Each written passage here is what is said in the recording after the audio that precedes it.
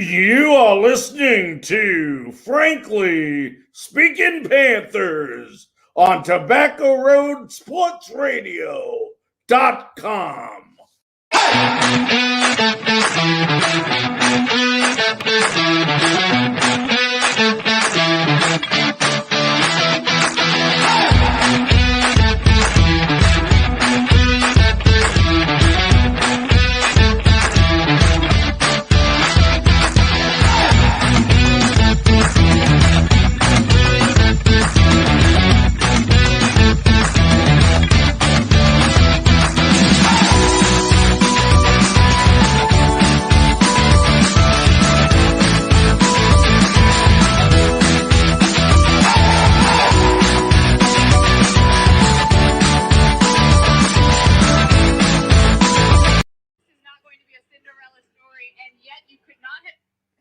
Good evening, ladies and gentlemen. Welcome to another edition of College Football Tuesday. I'm your host, Larry Frank, along with my co-host from the Blue Bloods, Zach Mckinnell. And we're going to, most of you, and I say most of you, unless you're on Facebook or YouTube or Twitch right now, you're going to get this show in a recording version. But if you are online and you have the access to it and are watching, please feel free, as always, to leave comments in the comment section, and we'll get to the comments, especially with so much happening in the world of college football right now. We'll try to get to it as quickly as possible. But we're going to start off the show today with some breaking news that has happened, and we couldn't have had a better person to be joining us right now than Zach on this subject. But right now, if you have not heard the latest,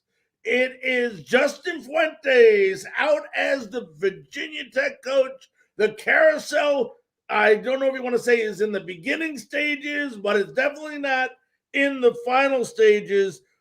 This was after 6 seasons, Zach. A payout of these colleges and universities, it's like they got so much money. Just take $7.5 million and get the hell out of here. You know, that's what they're saying. He was 43-31 as a record, 20-20 in the ACC. But the last 4 seasons, he's 24-23, 17-15 in the ACC. And this season, as you know, 5-5 record, 3-3 in the ACC. Let me ask you this, Zach. You knew this was going to happen. You knew it was inevitable. But was the timing wrong? Should they have waited till the end of the season to let this happen? I mean, I don't think programs like a Virginia Tech can wait. I mean, you look at some of the programs that are already competing for head coaching jobs like LSU, USC, TCU, Washington, now Virginia Tech, Florida can potentially move on Dan Mullen.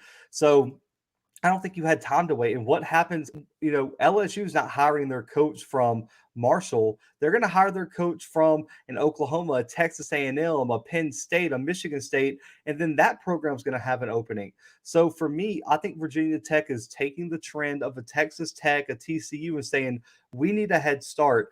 No one in the ACC is making a move yet, but what if Florida State makes a move? What if it's one of these other, programs make a move? We need to have a head start over our rivals. And I really feel like the disappointment around Virginia Tech was this. The 1 year Clemson wasn't going to win the ACC, Virginia Tech thought this was their season. Virginia Tech comes out with a strong win over North Carolina, dominates that game, and then everything just kind of falls apart down the stretch. I really feel like it was – Fuente could have saved his job if he just competed for a ACC title this year.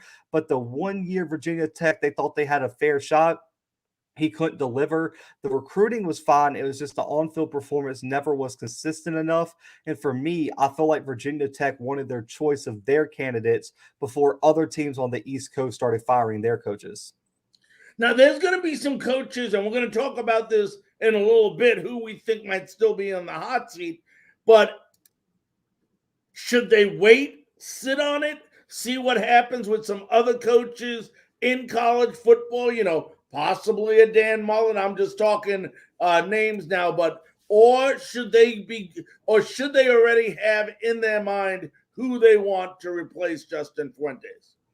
I personally think they should go ahead and move on it. Like, I mean, the early signing period is becoming so early in college football, and it shifted the entire timeline. Like, I did a whole show in like February about this exact topic, and I said coaches are going to start being fired after week 3, after 4, after 5, and we've seen it because teams want to have their recruiting in order. When you look at Virginia Tech, they have the number 4 class in the ACC and a top 20 overall recruiting class. You think they want to lose all those recruits?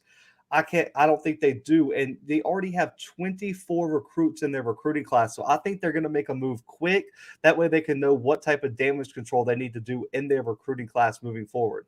Yeah, and like you said, one of the better classes in a long time, and you just happen to be losing your coach at the same time. But that brings up the next question. Who's in line to take over the Virginia Tech coaches spot? I'm going to name a couple of people first before, and if they're not on the list, of course, I'm going to give you the opportunity to go ahead and name them. But the first name, and this is in no specific order, okay?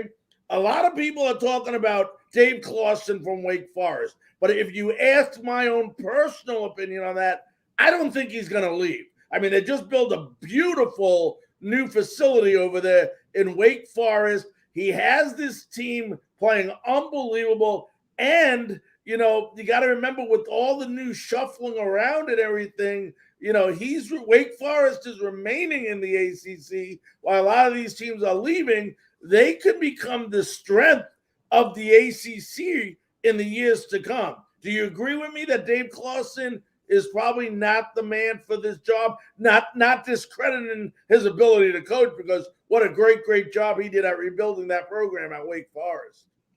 Yeah, I don't see Clawson as a viable option. He was on the hot board for this coaching job, but for me, like I said, I don't see it as a giant upgrade. It almost seems like a lateral move for me. I'd be very shocked if Clawson left what he's built after the success he's had at Wake Forest this year with a top 10 team. I'd be very shocked for him to go and join a Virginia Tech team where he's going to have to rebuild everything again. I'd be very, very shocked to see him take that sideways momentum right there. Yeah, and I agree with you 100%. But the next two names are two of the guys that would be on my hot list. And once again, no specific order, but you talk about this team a lot. I mean, it's one of the teams not in, they have been up there in the top 25 higher up, but Louisiana head coach Billy Napier. I mean, here's a guy that wants to make a name for himself and has done it. Is this the right opportunity for Billy? Get in that ACC, show what you got, and maybe it even leads to a bigger job somewhere else.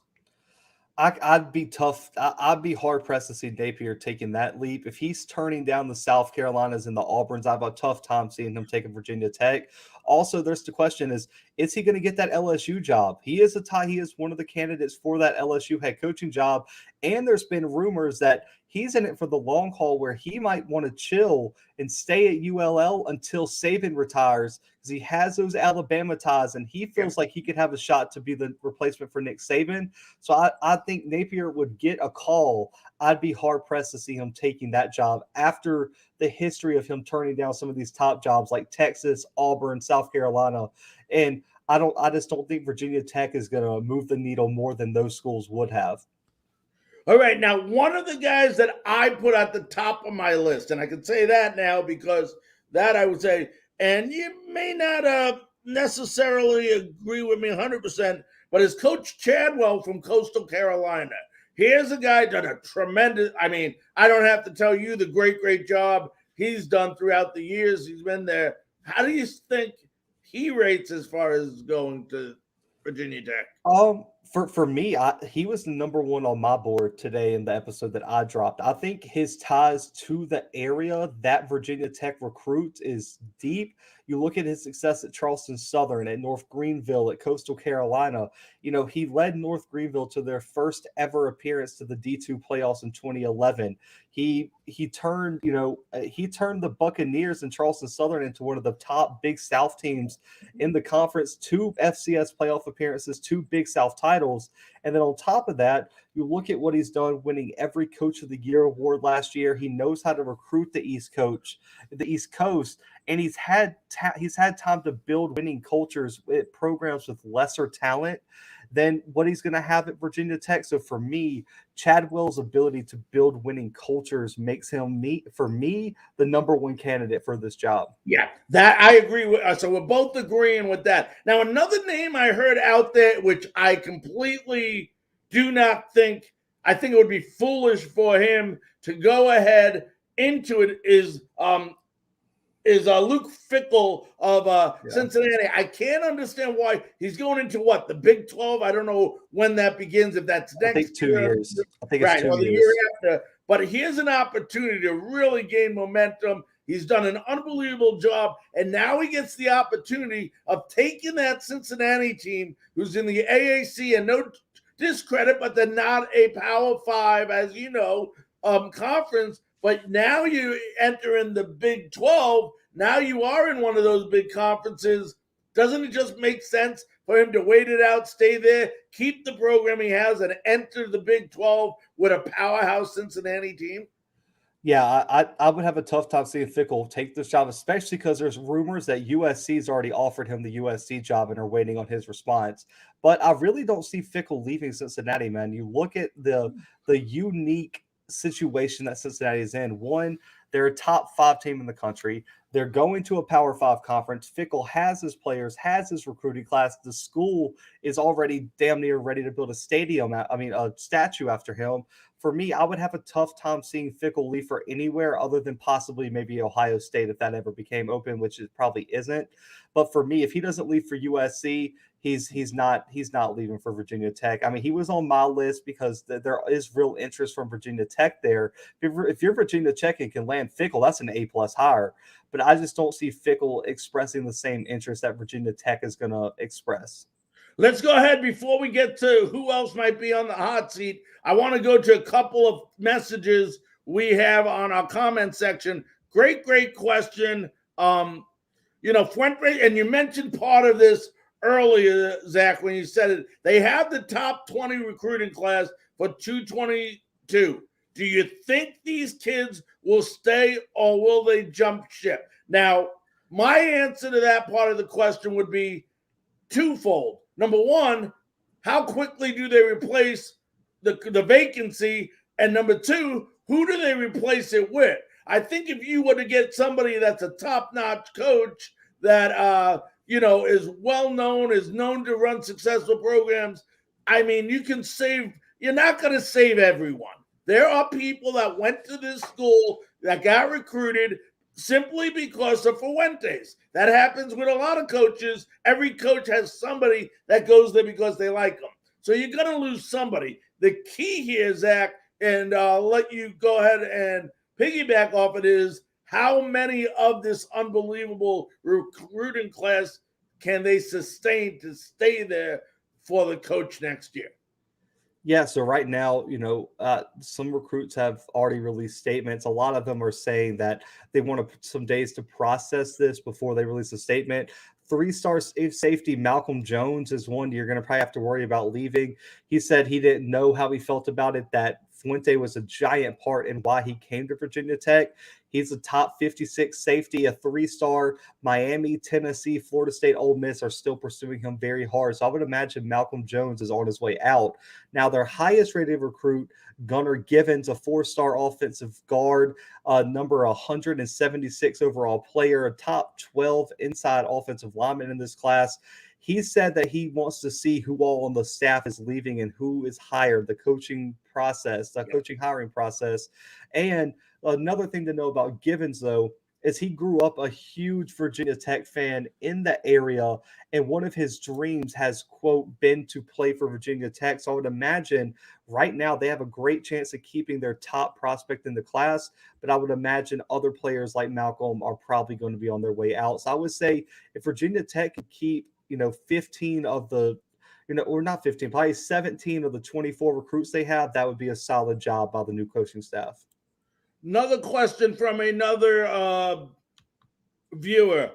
Butch Davis, and I know they mean FIU there, Texas alumni, which have money, unlike where he's at FIU. I don't know. What is your opinion? I mean, Butch Davis, I believe former Miami head coach. I mean, do you think he can make a difference at Virginia Tech?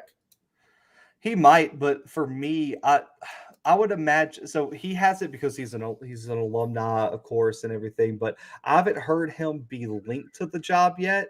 I mean, it could come down the line depending on who's interested and what they get from their top prospects when they reach out. But based on their short list that they've released so far, according to all the insiders, they're looking to go younger at the head coaching spot. That's why you hear names like a Chadwell, a Fickle, a Healy, a Marcus Freeman. Names like that would probably be more likely than Butch Davis. But if everything falls out, then Butch Davis could find himself in the race, depending on how some of those other interviews and prospect or coaching prospects turn out to be interested or not. Now, you said Chadwell was, like me, your leading candidate to take over this job. Let's say, for example, Chadwell A didn't accept the job, or B went somewhere else, whatever. Who would be the next candidate that you would think would fit in that position? I think Will Healy at Charlotte would be an interesting choice. It's a name that if you're not really entrenched, I'm very familiar with that name. Yeah. If you're not entrenched with East Coast football and college football in general, you won't know him. But what he did as an assistant at Chattanooga, a head coach at Austin Peay at the FCS level, and now Charlotte, don't let the record fool you. I mean, he's done so much with so little in terms of talent, and he won the OVC and Eddie Robinson Coach of the Year award. He turned Austin Peay from a winless team into still having their program record of conference wins with 7 in the OVC. And off a winless year, man, he had a top 5 FCS recruiting class and then had the number 1 class the next season. And then also on top of that, you see what he's done with Charlotte, led them to their first ever Power 5 win over Duke this season. Yep. And this 49ers squad has only been at the FBS level since 2015. He has them getting ready to move to the AAC in 2023 due to his ability to rebuild a program. For me, he's young, energetic, a great recruiter, can relate to the kids. And also, you've seen that he can do it with no help. He had no resources at Austin Peay and turned that program into something that has been continued into Austin Peay's success over the past few years. And also what he's done at Charlotte, getting them to the Bahamas Bowl, things like that. For me, Healy is, my opinion, going to be a dark horse candidate and is, in my opinion, going to have a great shot at getting the job because he's the type of candidate where if he gets you in a room for an interview, he can knock your socks off with personality, passion, vision, things like that. So I think Healy is going to be a dark horse in this race. And I really think Virginia Tech should give him a strong consideration because I think he'd be a great hire. Yeah. Obviously, I know a lot about Healy from being right here in Charlotte and the 49ers. What a great, great, great job he's done with this program. So the question before we go to break goes, who is next to go on this coaching carousel? I'm going to name 3 names that I think are going to go, and I would love your opinion on them. No specific order, but Miami just fired their AD. Okay? Usually when that happens, there's a good chance the head football coach is going to follow because the AD that comes in wants to get his own coach in. Would you say the lifespan of Manny Diaz at Miami is on a very, very short leash right now?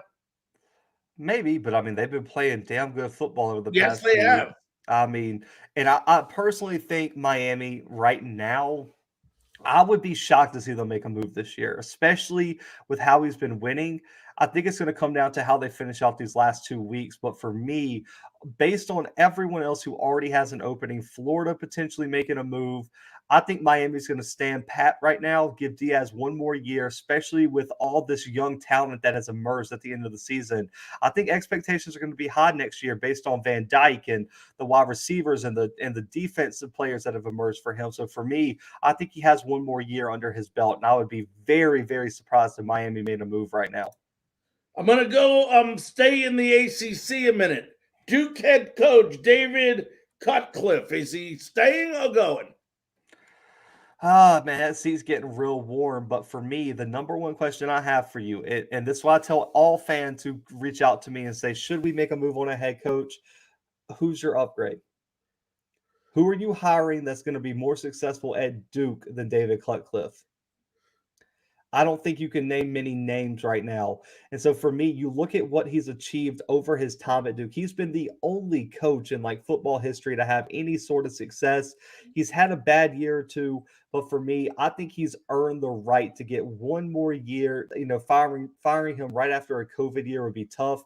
He hasn't had a quarterback, and I think they got some players on the way in that I think is going to save Cutcliffe one more season at the most. But I think next year, if they have another abysmal year like this, I'd be shocked to see Cutcliffe make it past then. Now, I'm going to tell you something, and I'm going to go to the next coach, but I'm going to tell you something that really baffled me, really disappointed me as a college football fan, really frustrated me. And if I was a Gator fan, I would have even been, which I had been at one time, even humiliated because, first of all, they play Samford this week, and Samford kept up with them until the very, very end. They were leading the game until late in the game. They lost 70-52. And then you see a scene later on of their clubhouse celebrating as if they just won the national championship. I swear, Zach, that's what it looked like. And you're like, you just beat Samford. Now, no discredit to Samford, okay? But I'm not talking Stanford with a T and an N. I'm talking Samford with an N. The Baptist school in Alabama. Okay, and to be that excited almost makes me think that your expectations as a team have diminished incredibly. But the question comes up, and there's a lot of talk around Gainesville, and neither you nor I are in Gainesville, and you know how impatient SEC fans are when they don't win. Is Dan Mullen on the hot seat? Okay, that's funny. So I don't know how many. I know some people sometimes follow me over from my live stream that I have right before this on YouTube, our mailbag. That was actually a question I was asked today: is if I was Florida, would I make a move? And I'm gonna shock you with my answer. I would say no. So hear me out. Hear me out, man. The reason I say no is one. I'll ask you this question just like I asked for Cutcliffe. Who's Florida hiring in this hiring cycle that's going to be more successful than Mullen? That they're going to have their choice.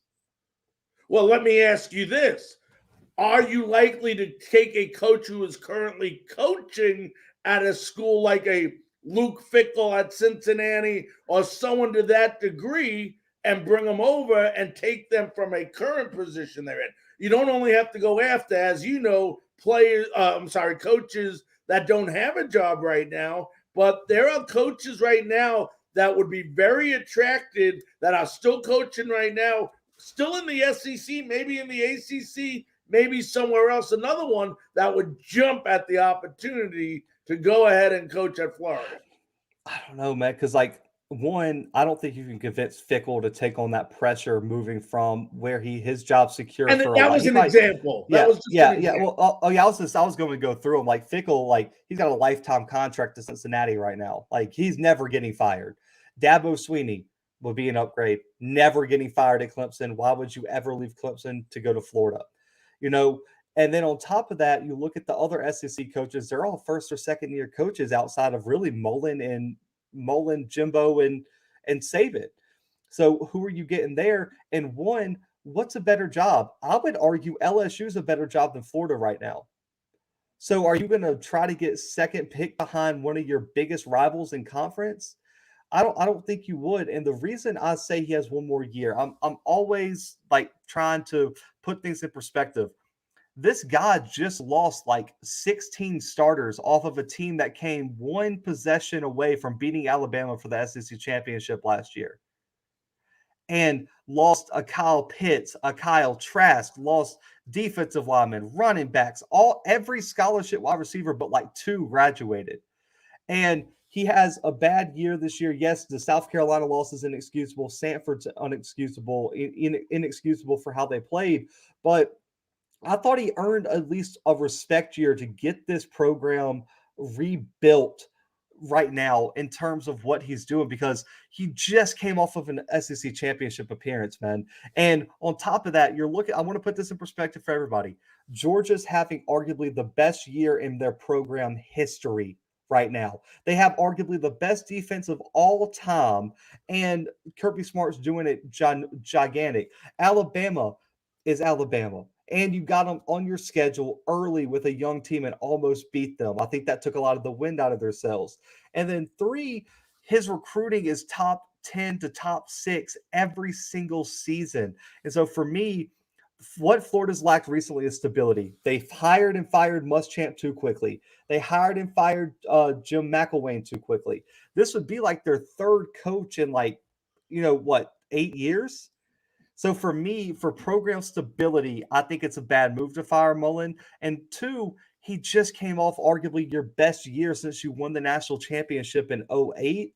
I think he's at least earned a year to turn things around, because personally, I think he lost so much talent last year, man. You look at what he lost in Kyle Pitts, a generational top 5 pick, Kyle Trask, a walk-on quarterback that he turned into a potential Heisman candidate.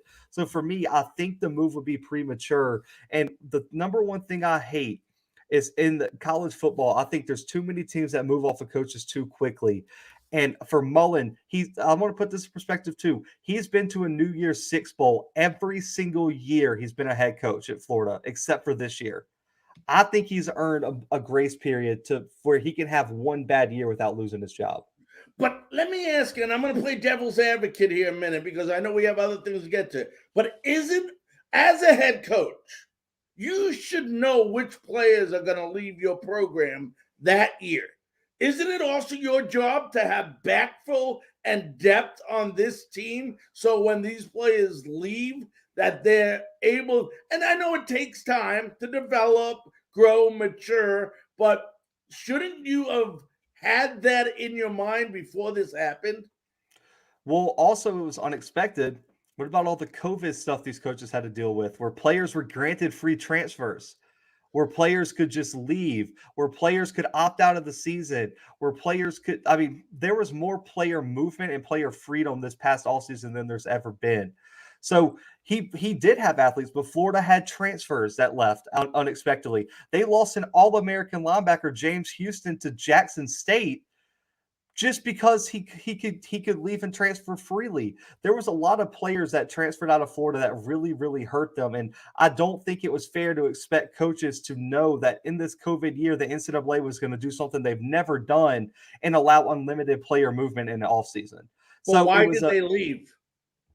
Well, if you get free transfers, I think you saw this year, there were a lot of players who in the past wouldn't have left, and they just went to their position coaches is important. They're playing closer to family. They were given an ability to do that. And they also could have saw the writing on the wall. If you're a player at Florida right now, if you're a senior, right, and you know that you're going to be one of the few senior leaders on the team and you're losing all the talent, and you see how good Georgia's going to be next year, how good Bama always is. What if you wanted to transfer to go win a championship? James Houston transferred, and now Jackson State's 9-1 and in the SWAC championship. And he might win Conference Player of the Year as a defensive end. And so for me, I think it was draft aspirations. I think it was position coach changes, because we saw more coach and player movement than any other time in college football history. I just think if you have a coach who has consistently won every single year he's been your head coach, and this is the first year he's had any sort of slip up, he had a new quarterback, all new wide receivers, all new offensive line, the defense was young, and he had one bad year and we're already ready to cut him. I think that sets a very bad precedent. And yes, I know the SEC is different. There's a lot of pressure, things like that. But for me, I don't see Florida hiring an upgrade. I don't think you can name a coach right now, because is the best candidate in the country right now is Luke Fickell at the Group of 5 level.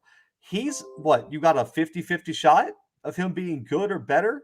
Mm-hmm. So it depends on what type of odds. You have a coach who's won every single year except for one. I think he's at least earned another year. And I really think if you're a Florida fan, you honestly probably should give him 2 years. So I think it's way too soon to fire Dan Mullen after just leading you to the promised land, man.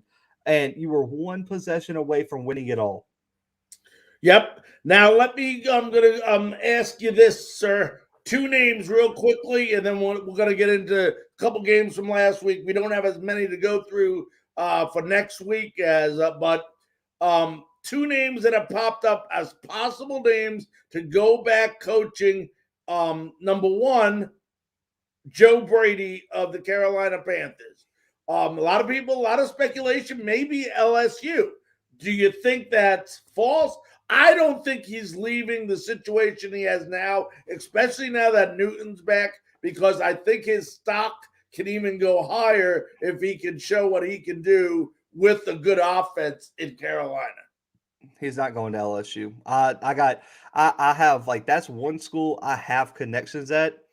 He hasn't even interviewed for the job. He's not going to LSU. And shockingly, Lincoln Riley and Jimbo Fisher are probably going to be one of the next two head coaches at LSU. Lincoln Riley's agent was spotted on campus today. All right, which some breaking news here. Now, the last one, and we talked a little bit about this last week, Zach, but the name seems to be surfacing a little bit more and more every week. Is Deion ready to take over a top Power 5 school as a coach? Man, listen, don't put that in the bio, man. I don't think you're ready for the smoke that comes with that. That is a controversial topic among the HBCU, just YouTube and Facebook groups. That's a controversial question, but I think he is. I mean, in terms of recruiting, absolutely. He's probably arguably one of the best recruiters in the country right now. I mean, if you're a corner, who would you rather go play for than Deion Sanders? Nick Saban's a DB coach, and you can make an argument. I'd rather go play for Deion if I'm a DB because he did it at the highest level, and he has the charisma, the swagger. He relates to the players. He has everything you want in a recruiter. Now, the coaching experience is different because the SWAC was really bad this year outside of FAMU. He's 9-1, but they didn't play a ranked team all season long. Their best win, they lost to UL Monroe, but their best win was FAMU, who just got ranked this week. They didn't play a tough out-of-conference schedule. They played a Delta State, a D2 team. So for me, Deion Sanders, I think, will be moving on in the next 2 seasons. But I'm telling you, and I know Crazy Criminals in here. He's one of my biggest guys on my YouTube channel. I think he's waiting for that Florida State job to open because, as we all know, that's my thought exactly. Would Florida State give him the job when it opens? I think so. I don't think there's a question about it. And especially, so here's the thing. So Jackson State is 9-1 right now and just clinched the SWAC East this week. They play Alcorn this weekend in the Soul Bowl or the SWAC Classic, whatever you want to call it. If they win that game, they're 10-1 and they go to the SWAC championship if they beat Alcorn, then Prairie View goes to the SWAC championship. If they beat Prairie View, they're 11-1. They go to the Celebration Bowl. They're not eligible for the playoffs because the SWAC gave up their automatic bid. But then they go play South Carolina State, who's 5-5 right now. They're going to murder South Carolina State. So they'll be 12-1 with the Celebration Bowl and a SWAC championship in his first full season. He coached in the spring. Let's set that aside. He came in with 3 months ahead of time and coached a full season. That's impressive. But his first full season, he has a top 50 recruiting class, Larry, at the FCS level. He out-recruited Kansas State. He out-recruited TCU. He out-recruited all of these top teams. So for me, if I'm Florida State, and let's say Deion Sanders wins the SWAC 2 more years, if he has 3 conference championships in 3 years, 3 Celebration Bowl wins, and continues to recruit at the top 50 level at Jackson State, whose recruiting budget, Larry, is $150K a year.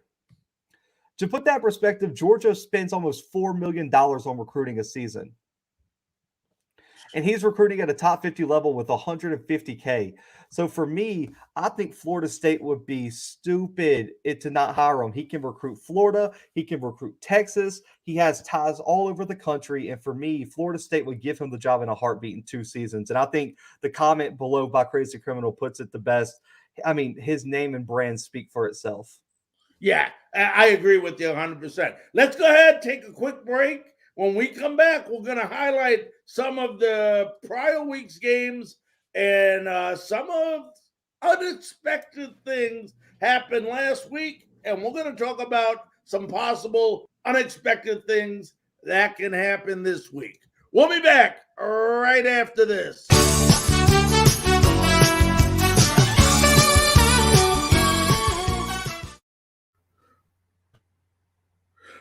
Ladies and gentlemen, the other day I'm looking around and I'm saying, I need to become part of a Carolina Panthers group that stays positive even in these tough times. And I'll tell you what, boy, have I found a group, the Carolina Panthers Den. It's on Facebook and you need to join today. This is a group that stays positive, has a good time, and interacts with a lot of other different Carolina Panthers fans. If you want to have a great time and talk about your team, encourage your team in a way that is done very professionally, then become a member of the Carolina Panthers Den on Facebook. Make sure to join today.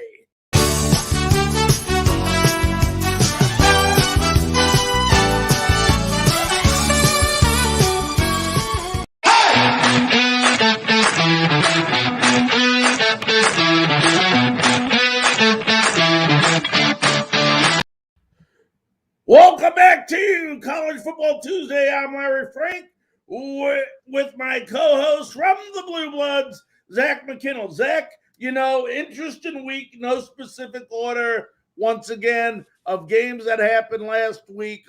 You already mentioned the Florida-Sanford game. We're not going to hit on that one. But let's go right in order. And the first one is not necessarily one of the favorites for you to talk about, but it's Mississippi State over number 17 Auburn, 43-44. And when you look at this game, this was an interesting game. It started off like Auburn was going to run away with this game. I believe they were up 28-3 going into the second quarter, and then Will Rogers woke up. 415 yards, 6 touchdown passes, 44-54, hit 10 different receivers. Now, Auburn scored 4 touchdowns on first possession and led, like I said, 28-3. Mississippi State scored 40 unanswered, don't cringe, Zach, 40 unanswered points, okay? Mississippi held Auburn to 1 field goal in the second half. Auburn held to 158 yards only in that second half. I thought Bo Nix still had a decent game, throwing for 377 yards, but this turned out to be the Will Rogers game, throwing 6 touchdowns. And listen to this. After those first 3 possessions, Mississippi State scored 6 touchdowns on their next 7 drives. This was a game that after the first quarter and a half, Auburn looked like they were going to run away with it, and then Mississippi just whooped them the rest of the game. Yeah, so also, I don't know if you know this, Bo Nix broke his ankle in the third quarter and was playing on a broken ankle until the end of the game. And he'll be out for the season, has surgery today, actually. So TJ Finley will be the guy moving forward for Auburn. So that really contributed to the Auburn offensive struggles as Nix was playing with a broken ankle. And Auburn couldn't run the football. And with Nix's ankle, being like it was, he couldn't push the ball down the field like he could in the first half. And it was huge. But, man, Will Rogers deserves some credit, man. He only missed on 1 pass in the second half. He was like 24 for 25 for like 6 touchdowns. And this guy was balling in the second half. And you've got to give Jaden Wally, Malik Heath, Makai Polk, all those wide receivers from Mississippi State some credit, but also Mike Leach's credit for building a team that believes they can win no matter what.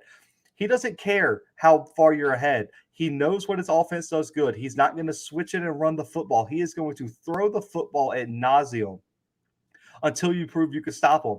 And he trusts Will Rogers to do it. And I think this performance, man, puts a lot of people on notice. I think Will Rogers going into next season is a quarterback we really have to look out for in terms of the national perspective of who's going to put stats up. He's going to be in a pass-heavy offense. If he can just limit his turnovers down the stretch, Will Rogers is going to be a problem. And also, Mississippi State's defense did their thing. They ranked top 50 in the country right now, and that's outstanding for a Mike Leach team.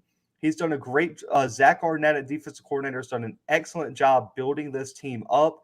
I think Mississippi State had an outstanding performance, and regardless of Nix's ankle, you got to give the Bulldogs a lot of credit for finding a way to win this game on the road in Jordan-Hare in a hostile environment when all the odds were stacked against them. Yeah, now we're going to jump ahead to number 13 Baylor, 27-14 over number 8 Oklahoma. And when you look at this game, two things stuck out. Unbelievable rushing game. They rushed for 296 yards. But I also want to give a lot of credit to that tough Baylor defense. I mean, what a great job they did. Baylor outgained 413 to 260 yards over Oklahoma. They sacked the quarterback 5 times. Oklahoma, Kayla Williams, had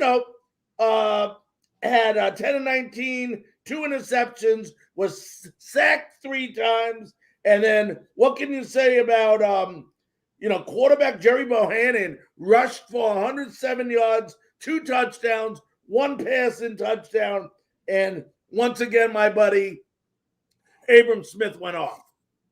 Yeah, that the Baylor rushing attack's something serious. Abram Smith in this game, but this game really turned when Jerry Bohannon really got loose on the ground. Give Bohannon his credit. Over 100 yards rushing on only 9 carries, man. He was averaging 11 yards per carry. But I want to talk more about what does this mean for Lincoln Riley versus Dave Aranda. Anyone who knows Dave Aranda knows how great of a defensive coordinator back to those Wisconsin days. But this is the 3rd game in a row where Aranda's defense has held the Sooners under 30 points and under 330 yards. And since he's been hired at Baylor, they've held the Sooners under 300 yards for 2 consecutive seasons. Dave Aranda has something up his sleeve for this Lincoln Riley offense. He is not afraid. And you got to give Terrell Bernard, the linebacker, a lot of credit. You have to give this front 7 a lot of credit for making Caleb Williams uncomfortable all game long. They were in the backfield all game. They did great on 3rd down, held Oklahoma for, I believe it was 2 for 9 on 3rd down. And they did a great job all game long keeping this offense off balance. And that's the key when you go up against this Oklahoma offense. You cannot allow them to establish the rhythm. And you got to give Dave Aranda a tip of the cap. I found out a lot of people were upset about the field goal. The reason they kicked the field goal is because it will play a part in the tiebreaker if Oklahoma loses a game. And if Oklahoma State loses a game, if there's a 3-way tie, that field goal will give Baylor the tiebreaker to find their way into the Big 12 championship game, which is why Dave Aranda kicked that field goal. Got to think about everything as a head coach, and that just tells you about a head coach who knows every single aspect of that business. Now, one team, talk about an offense, okay? It was just too much for Purdue to handle. I mean, this Ohio State offense is just incredible. Cj Stroud showed why he's a great quarterback. 31 of 38, only missed 7 passes, 361 yards, 5 touchdowns. Running back McCoo Williams, 117 yards rushing. Trayvon Henderson had 98 yards, 7.5 yards per carry, 2 touchdowns. But listen to this, Zach. It gets better. Ohio State, 624 total yards, 361 in the air, 263 rushing. Wide receiver, Jackson Smith-Njigba, 9 receptions, 1 touchdown. Garnett Wilson, 10 receptions, 3 touchdowns. Now, Aaron O'Connell, not a terrible game. 40, 52, 390, 4 touchdowns. Hit his favorite receiver, David Bell, 11 times and had 2 touchdowns to Anthrop.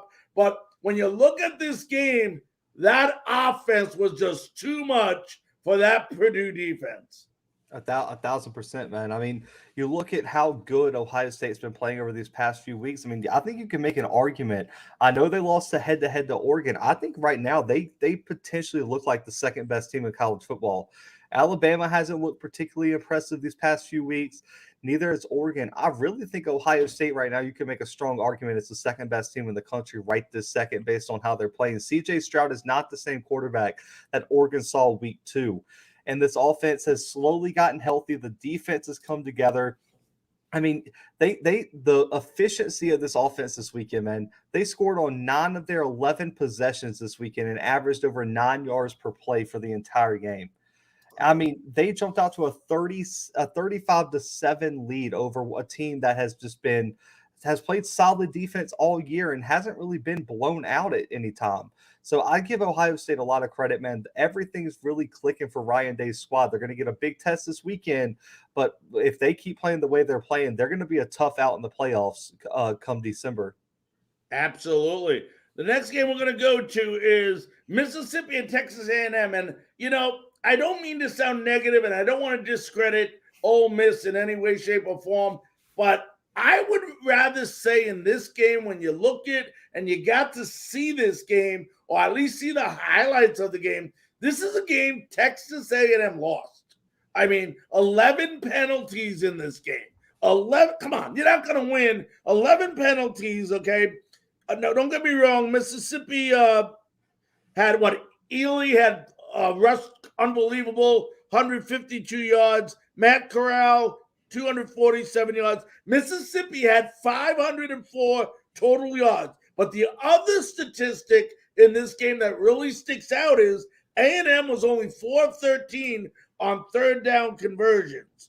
And that obviously cost them. And don't get me wrong, Devon Akron had 110 yards, 2 touchdowns for A&M. But it just seemed to me that it seemed like every other play there was a penalty on. I'm not used to watching, and maybe I don't watch A&M enough, but I never realized A&M was that undisciplined of a team. I still won't say that A&M lost it. I mean, Ole Miss got to the red zone like 4 times and didn't come away with a touchdown. I mean, this game could have been like 28-35 nothing early in the first half. I mean, they cost themselves so many times driving down the field, getting into A&M territory and not coming away with points. There was the fake field goal that cost them 3 points. I mean, they just didn't execute when they had a chance to put points on the board. So I really think Ole Miss almost cost themselves the game. You look at Corral, didn't have a great performance, but like you said, I mean, the defense made plays when they had to. Ely had a big game, 152 rushing. Ja'Cour Pearson at wide receiver, too, led the Rebels in receiving. He's a walk-on. People didn't even think he was going to stay around the program until injuries hit, and now he's created himself a starting spot even when people have come back. Give Pearson a lot of credit, but for Ole Miss, this was their defense shutting down A&M's offense. They did not let Calzada get comfortable. The running attack was not as effective as A&M would have liked it to be, and I thought Ole Miss did a nice job of one thing, limiting explosive plays. They did not allow A&M many explosive plays this weekend, and that was really the difference in the game. And then the defense stepping up with that pick six late in the game really played a large part in Ole Miss escaping with this win. But I thought this was a hard-fought game, and it really showed how far Ole Miss's defense has come to have a performance like this.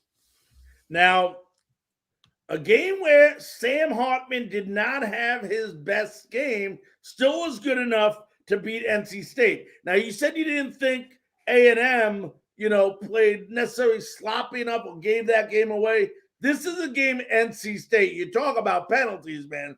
14 penalties in this game, 119 yards. Wake Forest, this is my favorite statistic, 10 of 19 on third down. 10 of 19, while NC State was only 3 of 14.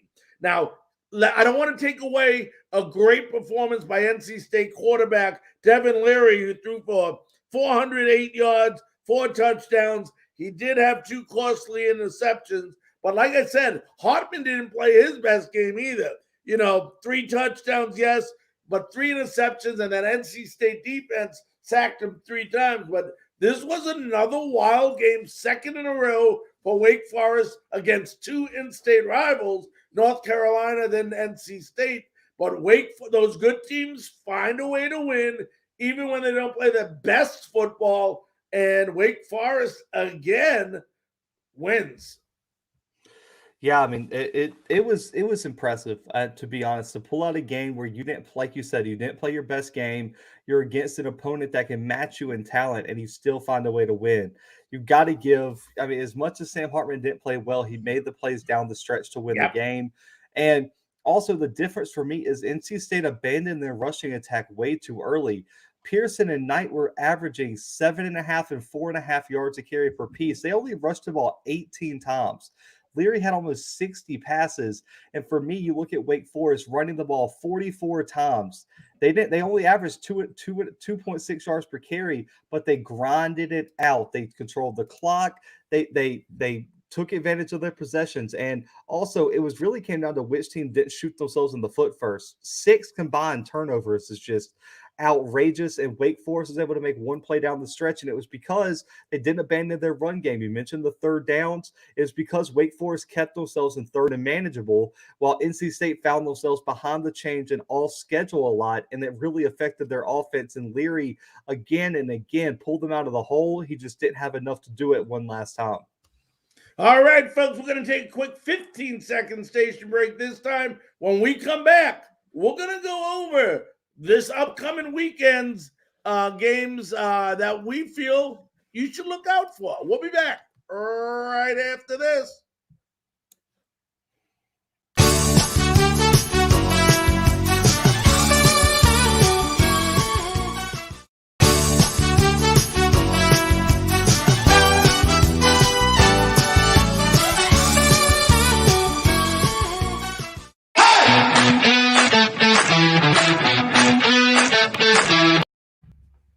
Welcome back to College Football Tuesday. I'm your host, Larry Frank, along with my buddy, Zach Mckinnell of the Blue Bloods. And you know, Zach, another great week, some great games, not necessarily as many as we had last week or the week before, but there's still some impressive games. And we're going to start out with, that's not the one, okay? We'll keep that one for later. But number 10, Wake Forest versus Clemson. I'm going to tell you something about this game. You know, Sam Hartman, I don't see him having two not great games, although he did it, like you said, come on when they needed him in that last game. But 30 touchdowns, 8 interceptions, A.T. Perry, one of his favorite receivers. If those guys can hook up like they've been doing all season, they will beat Wake Forest. I'm going to tell you right now, this Clemson offense is pitiful. It's just, I can't think of a better word than pitiful. Look at this. Okay, now they're averaging 347 yards a game. Now, third down for a Clemson team. Now, okay, and you know how great Dabo's been doing everything. Third down efficiency this year is 34.5%. Their ranking in college football is 207th. 207th. Okay.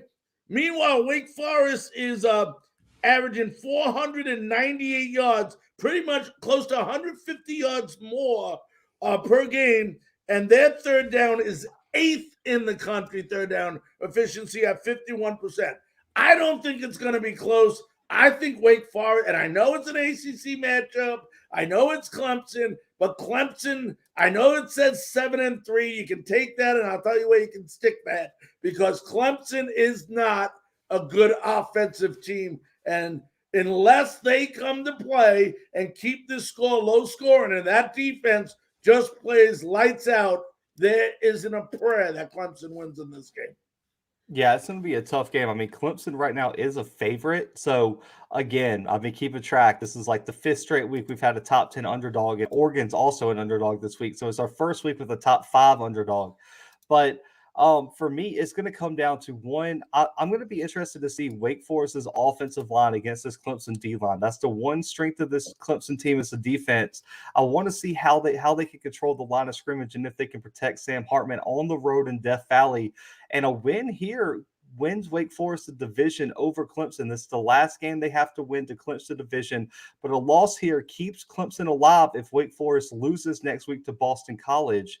And so there's a lot riding on the line. Wake Forest is going to come into this one with all the pressure in the world.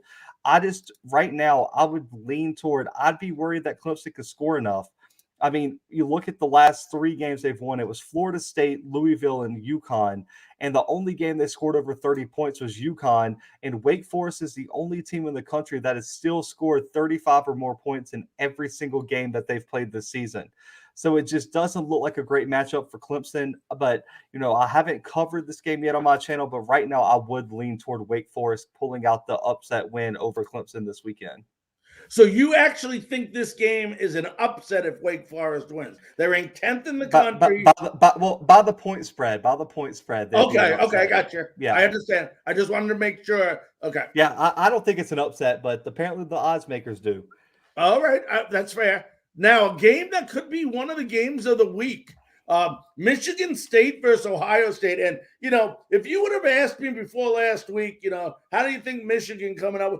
I would say, this is a great game where Michigan State possibly can win. But after seeing Ohio State last week, man, and that powerful offense, it's going to be tough. A couple of things have to happen. First of all, Peyton Thorne versus Cj Stroud.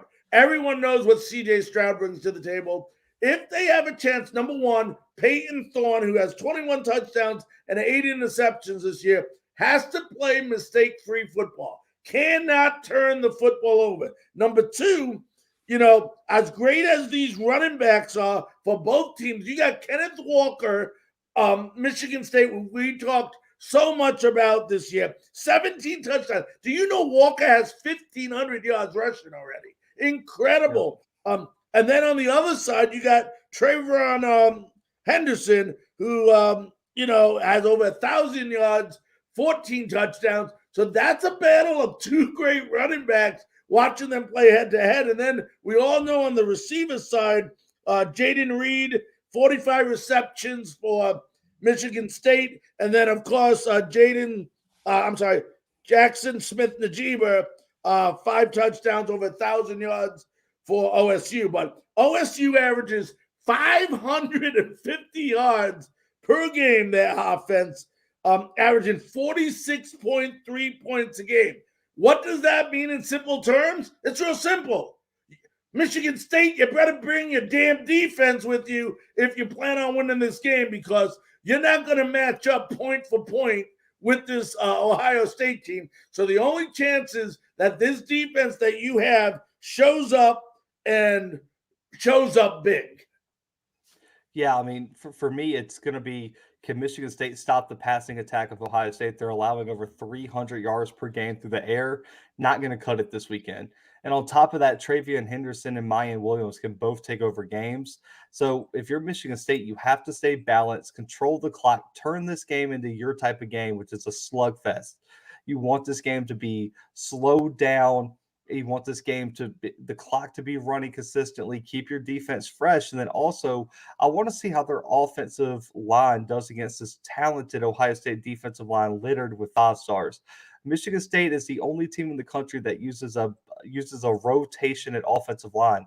They have 9 different players they rotate weekly at offensive line. All are on pace to be over 300 snaps this season.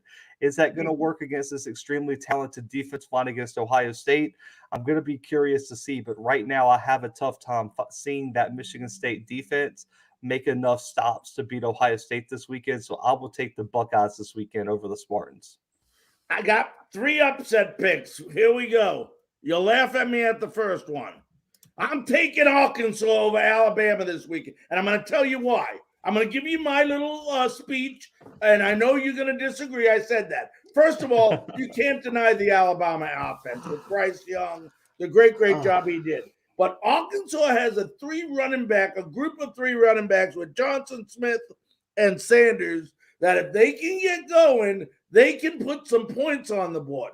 The one thing about Alabama, and I've been saying this, and a lot of people disagree with me on, but defensively, when you look past the front line, which they're very strong necessarily on the defensive line, but their linebackers aren't what I would call the most powerful in the NCAA. So if you can get by them, and KJ Jefferson can hit Burks a couple times with a couple of big plays, there's no telling what can happen in this game. But a couple of things have to happen.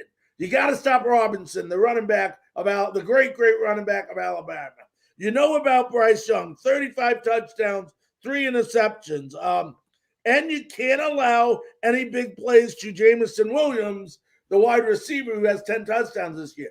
I know people don't believe me, and I know you think Alabama is this great, great team, and they are. They're winning, but they're not necessarily winning all the time in grand fashion, and you don't have to. I understand that. A win is a win is a win.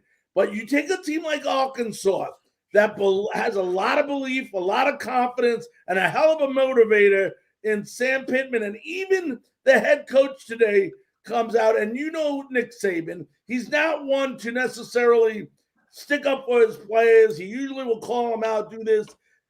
He seems like he's not as sure about that this team is not as good as the teams that they had in the past. I'm telling you, depending on the mindset of this Alabama team, if Arkansas can come in, and I know the game's in Alabama, and that does not help them, but I'm just telling you, something's telling me the 21st team in college football could upset Alabama, and if Alabama loses this game, I don't see them getting in the playoffs. No, I mean, if they lose this game, they're definitely out. I mean, I could see it maybe happening if what happened against LSU 2 weeks ago didn't happen. I feel like that was the wake-up call Alabama needed. You have to be their wake-up call and catch them sleeping. I can't see them sleepwalking into this Arkansas game. I think Bama wins this one fairly convincingly. I think it's close early. I just don't know if that Arkansas defense can hold down Bryce Young late in the game. So I do have Alabama winning this one. Let me ask you this, Zach. Who's the better team, Arkansas or LSU? Well, last week they played into overtime and Arkansas won by 3. So I don't think they're like light years apart. I would say Arkansas is probably the better team. Okay. The problem is the problem is I don't know if Arkansas's front 7 can slow down Alabama's rushing attack like LSU was able to. I don't know if they can hold them to 8 yards rushing.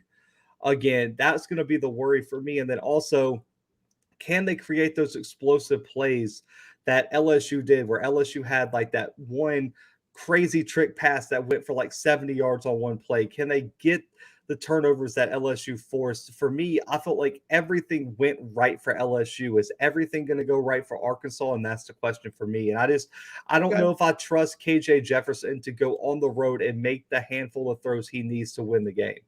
Okay, who's a better team, Arkansas or Florida? Right now, definitely Arkansas. Okay, both those teams, LSU and Alabama, gave the Crimson Tide everything they could have and held them close.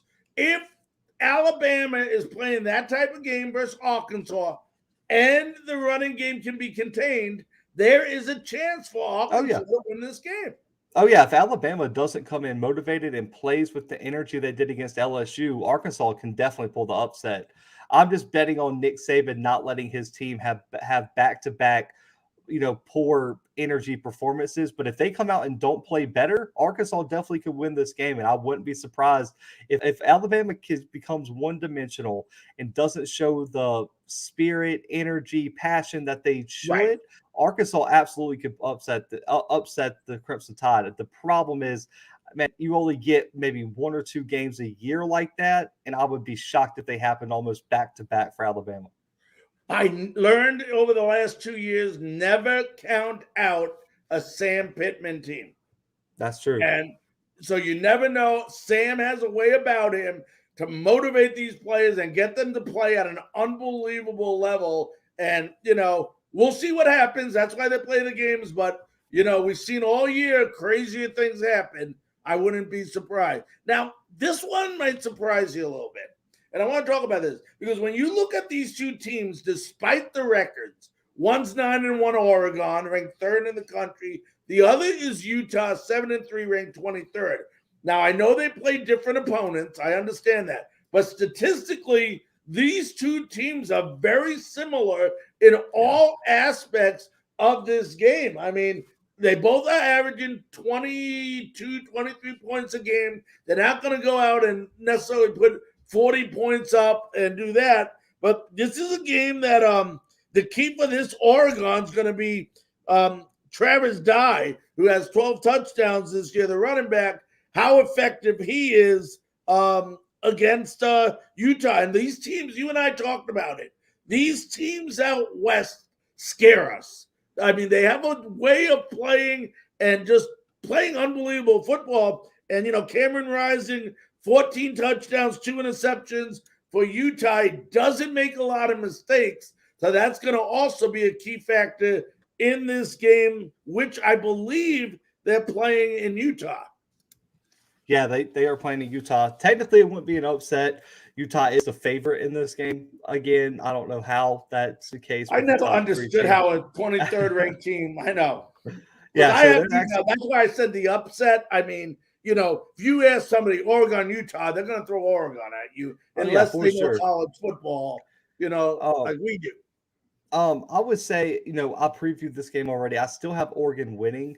It's just really going to come down to, can Oregon keep their foot on the gas? In the past few weeks, they've done a great job jumping out to big leads, but then they haven't been able to keep them in the second half. Cam Rising's a legit quarterback. The Utes have their own rushing attack. Their running back leads the Pac-12 in touchdowns with 14 rushing touchdowns this season.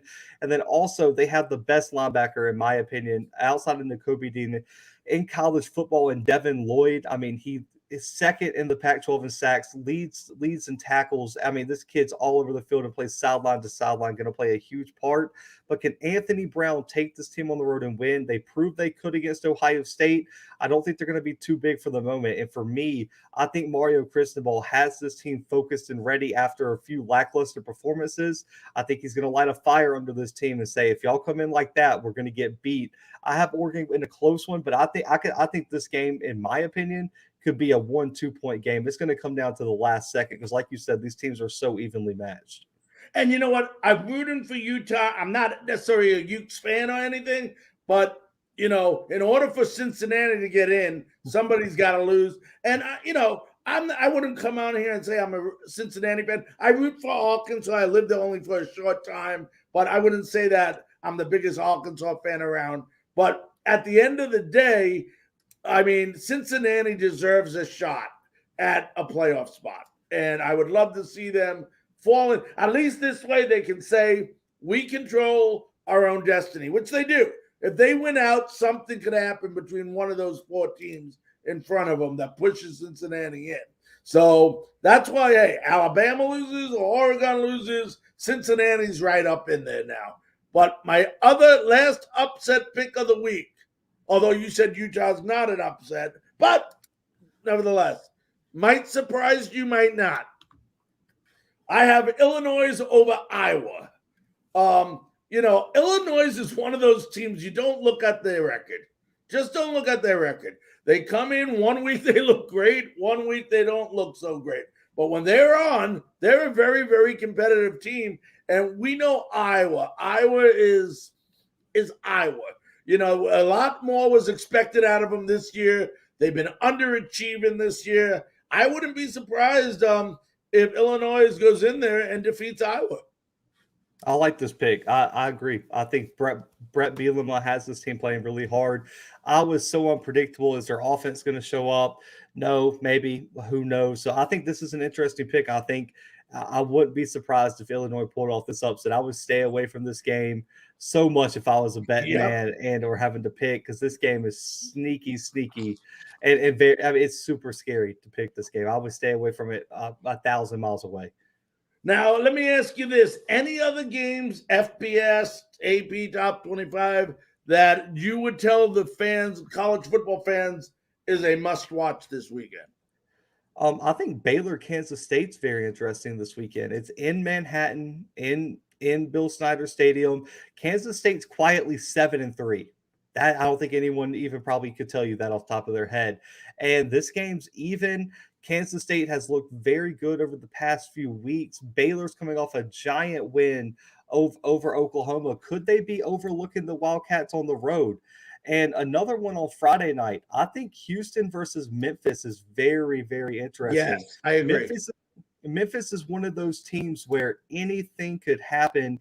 And I think Houston just being ranked this week, trying to see where they fit in. I think it could be an interesting matchup in terms of what we're going to see on Friday night. And then Other than that, in terms of FCS matchups, I think Monmouth versus Kennesaw State for the Big South Championship would be a great one to watch if you like FCS football. That was going to be a knockdown, drag out fight. Also, we got a top 5 matchup: Montana State. It's going to help determine the Big Sky champion. It could really determine who gets seeded in the FCS playoffs. It's a top 5 matchup. You don't get that often.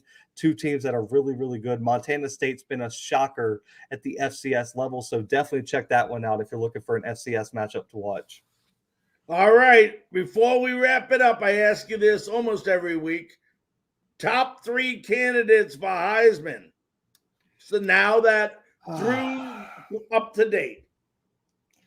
Right now, I would probably say right now, I really have a tough time not saying Cj Stroud at number 1. He's been playing so good at quarterback right now that I think right now he controls his destiny. If Ohio State beats Michigan State convincingly this weekend, beats Michigan, then he has the Big Ten championship game, then potentially, a playoff game. I think Cj Stroud would be an excellent choice right now for 1. I would say Bryce Young is number 2 with Corral being number 3 right now. So Pickett's not in there. Nah, his performance against Miami really hurt him. I mean, those interceptions that cost them the game really hurt him. He's putting up big stats, but Pitt needed to win out to really be in the conversation.